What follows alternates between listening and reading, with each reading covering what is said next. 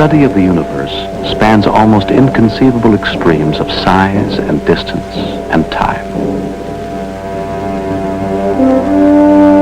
From the vast island of stars we call a galaxy,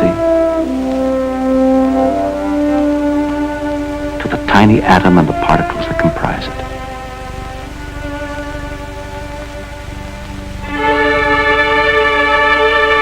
From cosmic events that occurred billions of years in the past,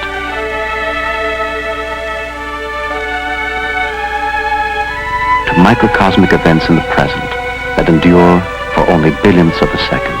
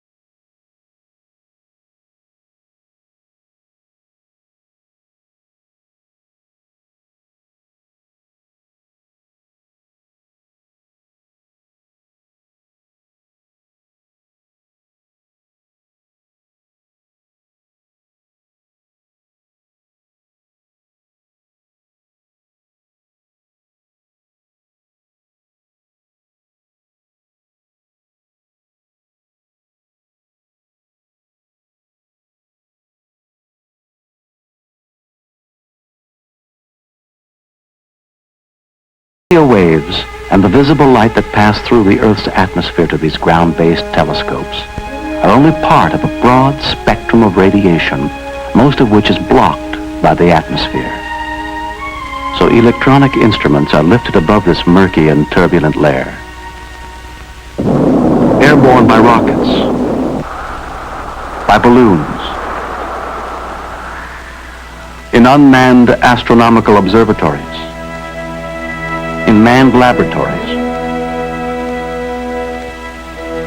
and in spacecraft orbiting the planets. Instruments probe the near and distant environments of space and open new windows on the universe.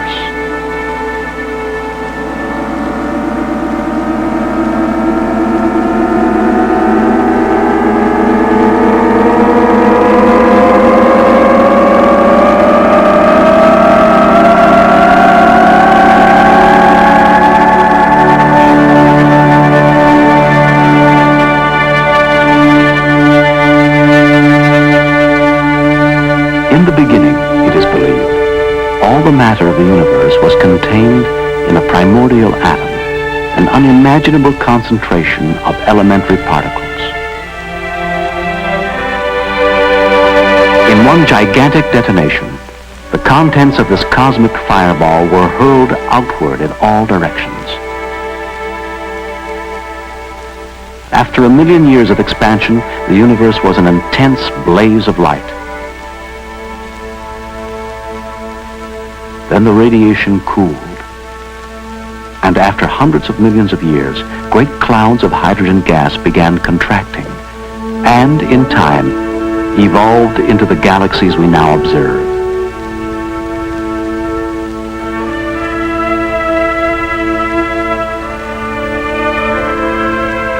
Inside these galactic whirlpools, smaller fields of gravity condense hydrogen into stars. Stars are inconceivably hot. So hot, they sustain thermonuclear reactions that transform hydrogen into heavier elements.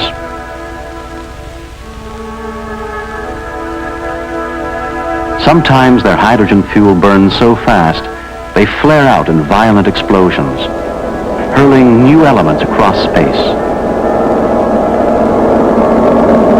Like a great wind, the radiant energy of starlight drives these clouds of dust and gas throughout the galaxy. Out of these clouds evolve new generations of stars.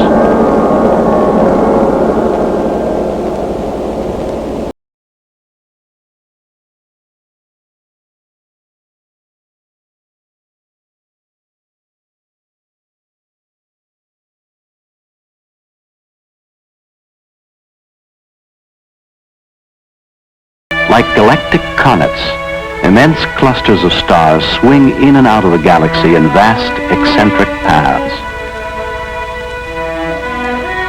Some small stars do not travel in the company of other stars. Our own sun is one of these. To the astronomer, the sun is a vast laboratory for the detailed study of a star's structure and energy. The vertical tower of the solar observatory supports a heliostat mirror which tracks the sun, gathers its rays, and reflects them down a light shaft that extends 300 feet below ground.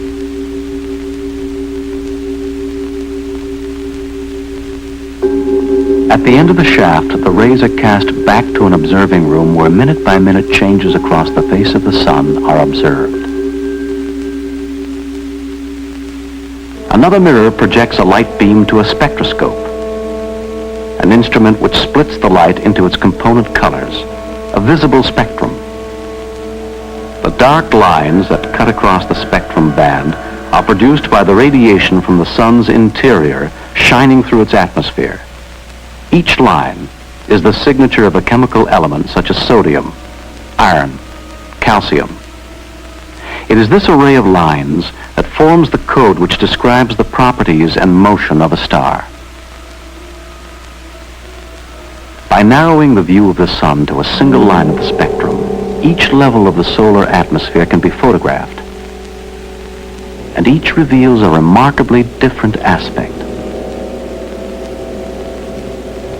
And with the addition of computer mapping and color processing that distinguishes levels of brightness, a detailed and multidimensional picture is obtained of a sun undergoing dramatic and turbulent change.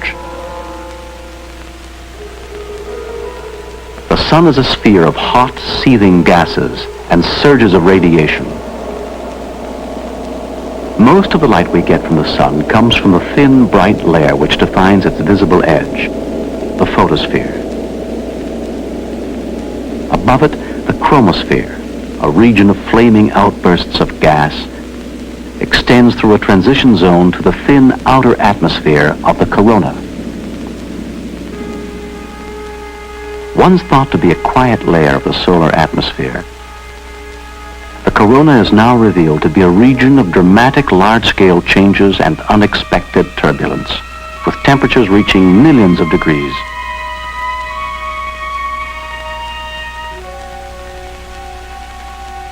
Deep beneath the sun's atmospheric shell is the core, a violent nuclear furnace.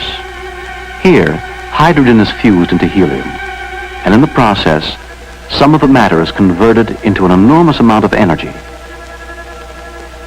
Radiating outward as a gas, it convects like a boiling liquid beneath the surface. The turbulent, bubbling motion is visible in the granular cells of the photosphere. Sunspots, regions of intense magnetic fields, appear on the surface, disappear in a few hours, or grow and persist for months in a mysterious 11-year cycle.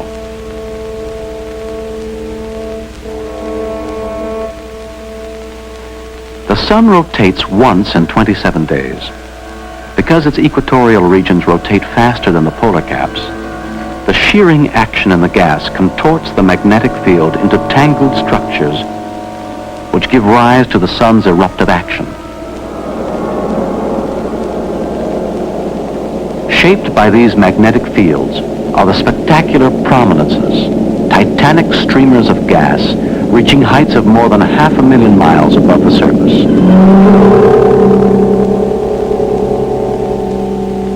The greatest explosions in the solar system are flares, intense bursts of light erupting with the force of billions of hydrogen bombs. They move at hundreds of miles a second. Then, after minutes or hours, they fade away. The dark areas across the solar disk are coronal holes, which may provide new clues to the sun's interior. and may be a source of the solar wind that blows outward to the farthest planets.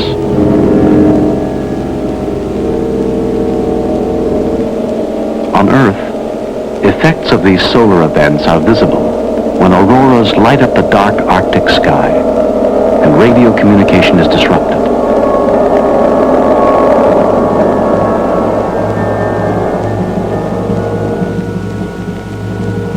The Sun is an average, middle-aged star. Yet it will generate heat and light for billions of years to come, as it has for 5 billion years past.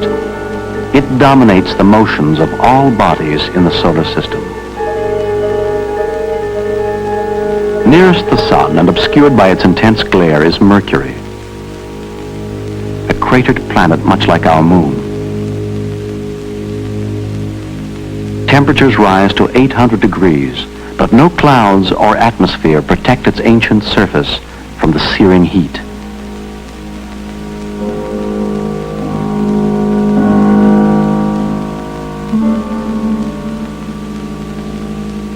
Moving outward from Mercury, we encounter Venus. Its perpetual cloud cover traps the radiant energy of the Sun within an atmosphere of incredible pressures. From the surface, only a reddish glow reveals the presence of the Sun.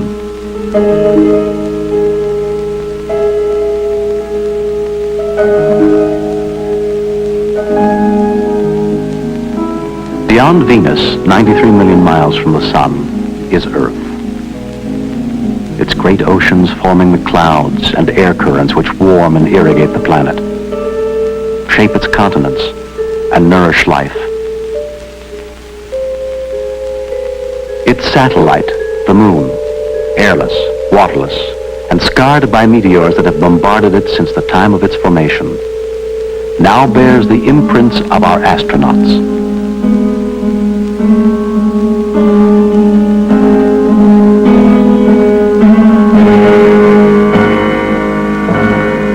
A probe of the planet Mars has discovered a dynamic and evolving planet with unexpected geological features. A volcanic mountain, many times larger than the largest volcano on Earth. A vast and deep canyon extending for 2,500 miles. And dry, river-like channels that may have been carved by running water.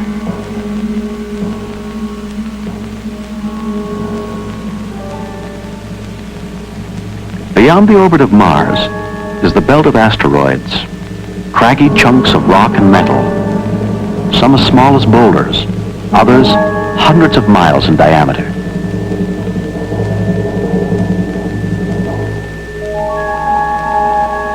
About 500 million miles from the Sun, we encounter the first of the giant gas planets, Jupiter, the colossus of the solar system, more massive than all the other planets combined. Deep beneath the maelstrom of clouds that band its surface is a primordial atmosphere much like that in which life awakened on Earth millions of years ago.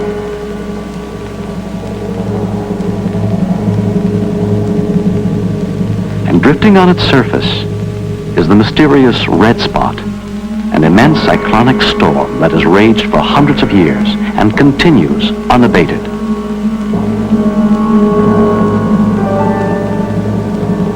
Radiating more energy than it receives from the Sun, and circled by 14 moons, Jupiter is like a miniature solar system.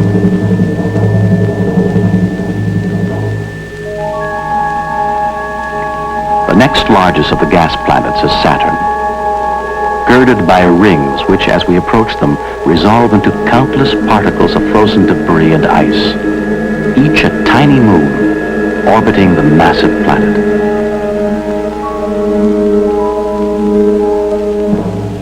And as we continue past the frozen worlds of Uranus and Neptune, we arrive at the outermost planet in the solar system, Pluto. It moves in a dim twilight of unimaginable cold. The Sun, 4 billion miles away, is is only a brilliant light in the night sky.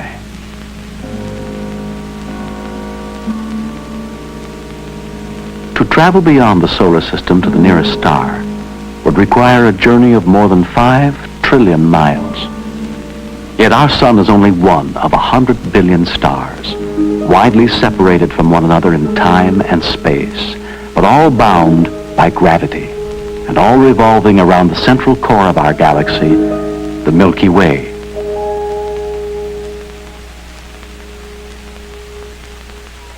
Drifting between the stars are vast clouds of gas and dust, the nebulae, made luminous by the radiation of stars within or near them, or darkly obscuring the light of whatever lies behind them. Here, new stars are being born. About a half-century ago, our galaxy was thought to be alone in the universe. We now know it to be one of a local group of about 20 galaxies. And strewn through the vast reaches of space are more than 10 billion galaxies, grouped in clusters as far as our most sensitive instruments can reach. Little is known about the evolution of galaxies, and why some are formless or irregular, others elliptical, and still others spiral-shaped.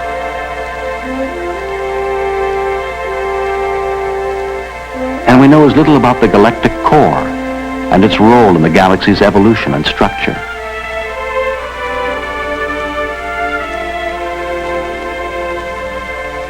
The problem has become more perplexing by the discovery that some galaxies are in a state of extreme disarray, exploding, ejecting gaseous matter, or interacting with other galaxies.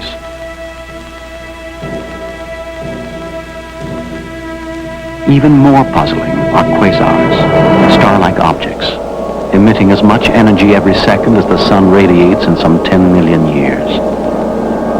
They appear to be among the most remote objects in space.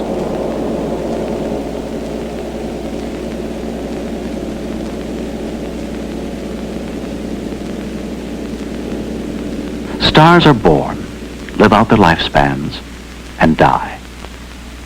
The life history of a star is marked by an opposition of two kinds of pressure.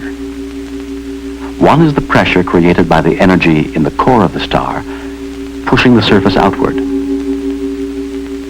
The other is the crushing force of gravity pulling the star's surface inward. When these are balanced, a star becomes stable and shines steadily.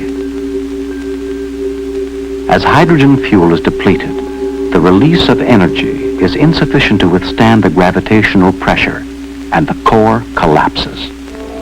But compression by gravity raises the temperature in the core, and helium ash rekindles the nuclear fires.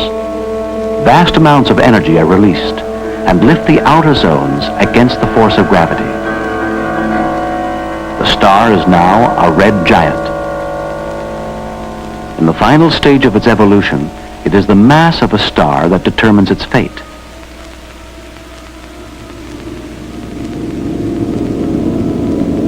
The Sun, a medium-sized star, remains stable for approximately 10 billion years. Then it will expand to 400 times its present diameter. As it expands, it will engulf the inner planets, Mercury, Venus, Earth, and Mars, and create a nebula extending past the outer planets. After millions of years, its reserves of nuclear fuel will be exhausted, its outer layers will have dissipated, and only a white dwarf star remains, no larger than the Earth. Slowly cooling to zero temperature, it will end its life as a black stellar corpse. When a star more massive than the Sun reaches the red giant stage, the collapse of its core raises its temperature billions of degrees and triggers a spectacular detonation.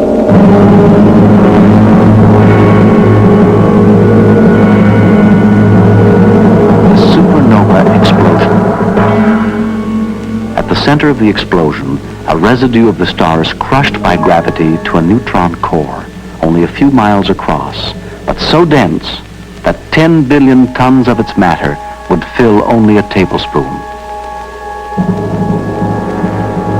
It spins rapidly, generating radio signals in its strong magnetic field.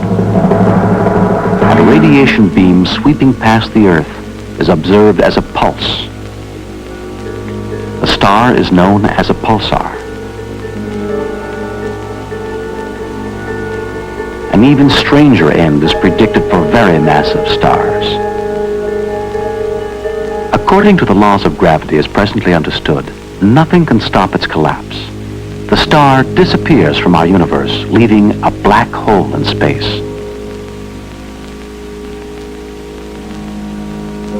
Its presence can be deduced only by its influence on a visible companion star, distorted out of shape by the black hole's gravitational attraction. Gas, pulled off the visible star, circulates about the black hole, and in the dizzying plunge, it emits X-rays which can be detected in space. No light or matter can ever leave the intense gravitational field of this cosmic abyss. The physical laws that govern the conditions within this bizarre object are totally unknown to us.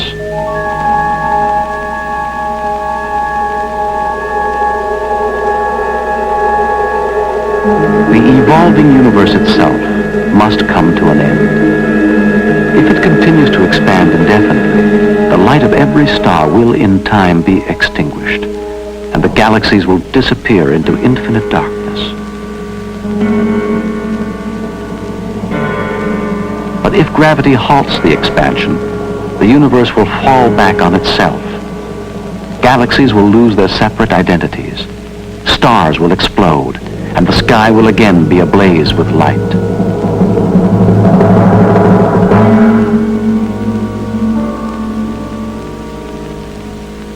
Finally, all matter will be engulfed in a fireball like that from which it emerged.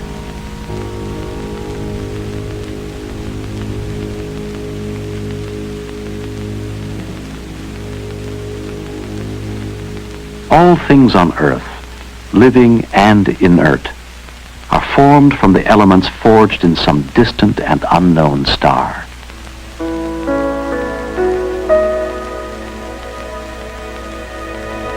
On Earth, atoms joined together in definite numbers and patterns compose the organic molecules which form living cells.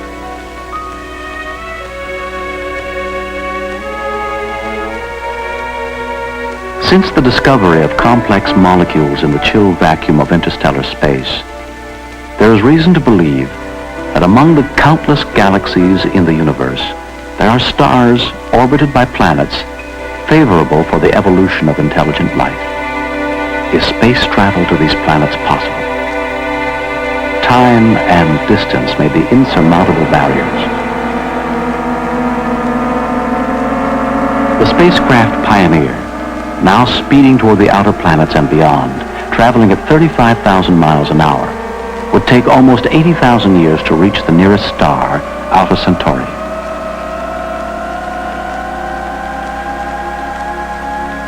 A spacecraft, traveling 2,500 times faster than Pioneer, at 10% the speed of light, would require so great an expenditure of energy that until new sources have been tapped, it must remain an invention of science fiction.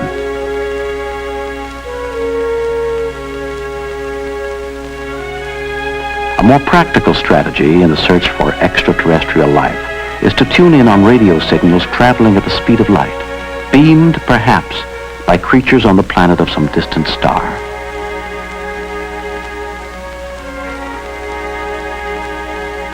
Some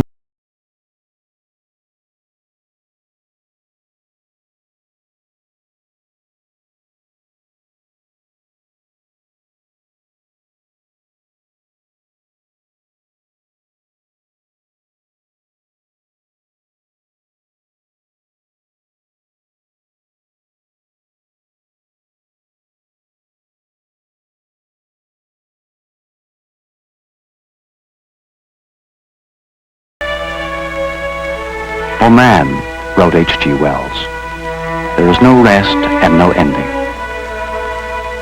He must go on, conquest beyond conquest. And when he has conquered all the deeps of space and all the mysteries of time, still he will be beginning.